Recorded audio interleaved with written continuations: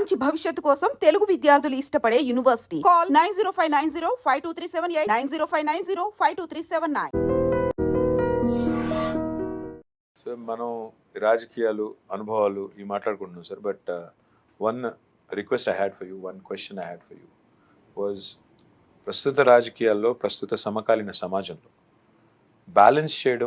Balance చేస్తూ అంటే ఆ టైట్ రోప్ యాక్ట్ అంటారే, ఆ పద్ధతుల్లో ఒక ప్రభుత్వాన్ని సమతుల్యతతో, ఒక ఆలోచనతో, సమగ్రమైన ఆలోచనతో, స్థిరచిత్తంతో నడపడం అనేది ఆషామాషి కాదు. అంటే అది ఎవరికైనా ప్రపంచవ్యాప్తంగా చూసినా మీరు ఒక పెద్ద ఛాలెంజ్ ఉపాధి కల్పన, అతిపెద్ద ఛాలెంజ్. నిజానికి ఈరోజు జో బైడెన్ నుంచి మొదలు పెడితే, నరేంద్ర మోడీ నుంచి మొదలు పెడితే, కేసీఆర్ గారి దాకా ఎవరికైనా కూడా అతిపెద్ద సవాలు ఉపాధి కల్పన. పిల్లలు ముఖ్యంగా ఆ డెమోగ్రాఫిక్ ఏదైతే ఉన్నదో యూత్ 50% తక్కువ, 27 ఏళ్ళ కంటే తక్కువ ఉన్న వాళ్ళే 50% ఉన్నారు రాష్ట్రంలో, దేశంలో.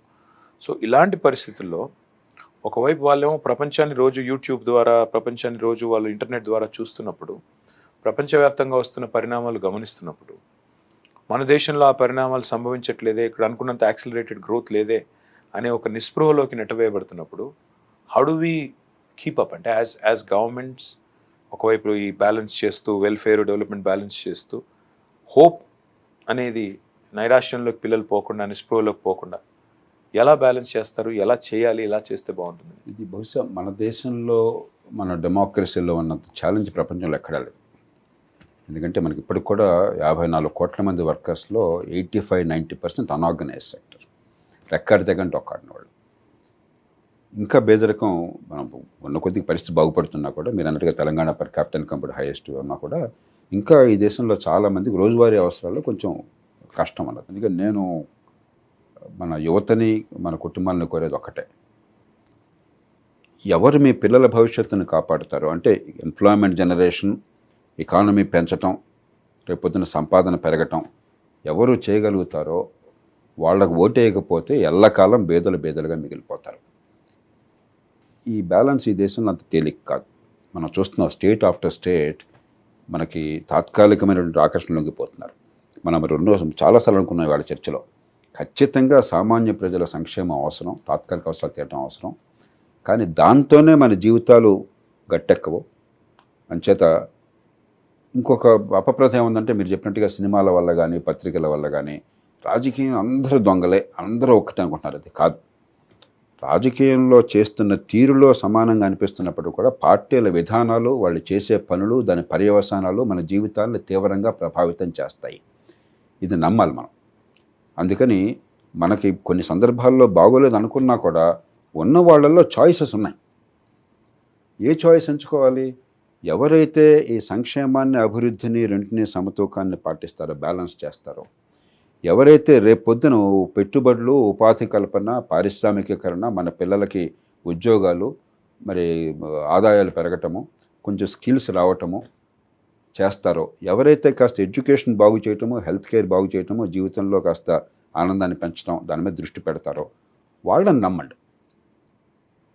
కొన్ని సందర్భాలు ఇదే మనుషులు ఆ పార్టీలో ఉంటున్నారు, మళ్ళీ ఇంకోసారి ఇంకో పార్టీకి వస్తున్నారు. కాబట్టి నా దృష్టిలో ఇవాళ వ్యక్తి కంటే ఒక పార్టీ దేనికి నిలబడుతుంది, ఆ పార్టీ విధానాలు ఒక 3 ఏళ్లకో 5 ఏళ్లకో దాని పర్యవసానం ఎట్లా ఉంటుంది, దాన్ని ఆలోచించి ఒక్కటే ప్రమాణం, సంక్షేమం అవసరం, కానీ సంక్షేమం మాత్రమే ఓటు నిర్దేశిస్తే మన భవిష్యత్తు అంధకారం అవుతుంది.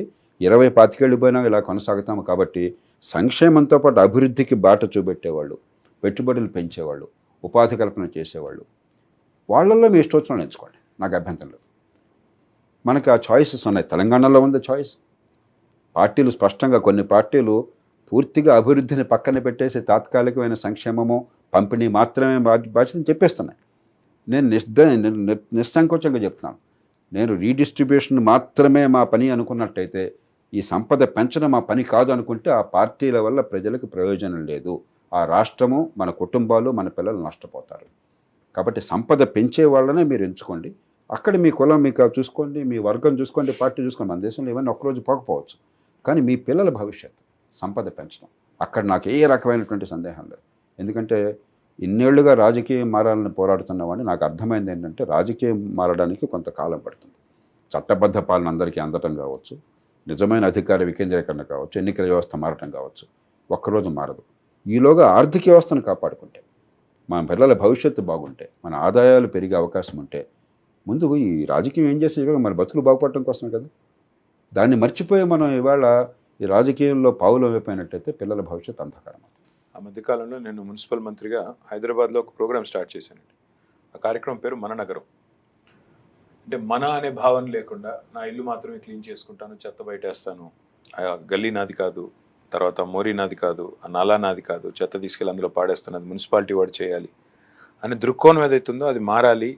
మనం మారుదాం, మన నగరాన్ని మారుద్దాం అనే ఒక కాన్సెప్ట్తో చేశాం. ఇప్పుడు మీరు చెప్తున్న దానికి కూడా దాన్ని అన్వయించుకుంటే రాజకీయం మారాలి, రాజకీయ నాయకులు మారాలి, వాళ్ళ వైఖరులు మారాలి అంటే మనం కూడా మారాలి. లేకపోతే అసలు రాజకీయం ఎందుకు మారుతుంది? మనం వేసే ఓట్ని బట్టి కదా. ఎగ్జాక్ట్లీ. మనం మారకుండా, మన ఆలోచన విధానం మార్చుకోకుండా, ఎవరు భవిష్యత్తులో మనకి మెరుగైన పరిపాలన అందించగలుగుతారనే ఆలోచన లేకుండా తాత్కాలికమైన క్షణభంగురమైన ఒక ప్రయోజనం కోసం ఆశపడితే డెఫినెట్గా దీర్ఘకాలికంగా నష్టం జరుగుతుందనే మీ మాట ఏదైతుందో సంపూర్ణంగా మీతో ఏకీభవిస్తూ తప్పకుండా భవిష్యత్తులో కూడా కలిసి మీ సలహాలు, మీ సూచనలు కలిసి నడిచే సందర్భాలు వాటన్నిటిని కూడా తీసుకుంటానని ఒక వ్యక్తిగా, ఒక సోదరుడిగా మీకు మాటిస్తాను. Always had great respect and affection for you. చాలామందికి ఈవేళ కేటీఆర్ గారు జేపీ ఎందుకు కలిసి కూర్చున్నారు అనుకోవచ్చు అని ఎలక్షన్ నేపథ్యం. నేను ఫ్రాంక్గా చెప్తాను, పార్టీలు అనివార్యం. పార్టీలు మన దాన్ని ద్వేషించడం అనేది ఇప్పుడు సరైనది కాదు. పార్టీలు చాలా అవసరం ప్రజాస్వామ్యంలో.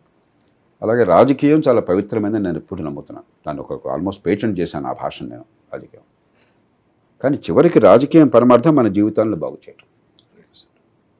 ప్రజలకి సరైన సమయంలో ఎవరు జీవితాలను బాగు చేస్తున్నారు వాళ్ళ వంక చూడండి, మీకోసం, వాళ్ళ కోసం కాదు. ఇప్పుడు కేటీఆర్ ఎన్నిక కాకపోతే నా దృష్టిలో కేటీఆర్ కుటుంబానికి నష్టమే లేదు, కొంచెం లాభమే ఉంటుంది. కొంతకాలం మనసుకు ఏంట్లా ఓడిపోయాను అనుకోవచ్చు, కానీ వ్యక్తిగతంగా ఈ లంపట వదిలితే హాయిగా బతకచ్చు. ఇవాళ అధికారంలో ఉన్నవాళ్ళు, పోటీ చేసేవాళ్ళు ఎవరో కూడా వాళ్ళు ఎన్నికల్లో నెగ్గినా ఓడినా వాళ్ళ వ్యక్తిగత జీవితంలో పెద్దగా తేడా ఉండదు, మనం గుర్తించాలి. కానీ వాళ్ళు ఏం చేస్తారన్నది మన జీవితాలను తేడా చూపెడుతుంది. అది మనకు అర్థం కాకపోయినట్టయితే, కాస్త కూస్తో అది అర్థమైన వాళ్ళు కొంచెం ప్రజలకి నిజాయితీగా చెప్పకపోతే, రారుద్ర గారు ఇప్పుడు అన్నాడు కోలనామ పదాల్లో, నిజము చెప్పినవాడు నిజము చెప్పని నాడు ప్రజకు జరుగున కీడు అని చెప్పని. ఆ కారణంగా మనం కూర్చున్నాం. అంతకుమించి ఇది మీరు నెగ్గితే నాకు ఉపయోగం లేదు, అలాగే మీరు ఒకవేళ ప్రజలు వద్దు అని చెప్పంటే నెగ్గకపోతే మీకు నష్టం కూడా లేదు. ఇది మనది, ఓటర్కి. మన పిల్లల భవిష్యత్తు గురించి ఆలోచించుకోకపోయినట్టయితే నష్టపోయేది మనమే. తెలంగాణ ప్రజల మీద, అలాగే దేశ ప్రజల మీద నాకు చాలా విశ్వాసం ఉన్నది. ముందు చూపు చూపెడతారని చెప్పని, సంక్షేమంతో అభివృద్ధిని కూడా కలుపుతారని చెప్పని, తాత్కాలికమైనదే కాకుండా దీర్ఘకాలం గురించి ఆలోచిస్తారని చెప్పని ఈ దేశంలో మళ్ళీ ఓటర్లు విజ్ఞత ప్రదర్శించారు. ఆ విజ్ఞత చూపుతారని మనం ఆశపడదాం.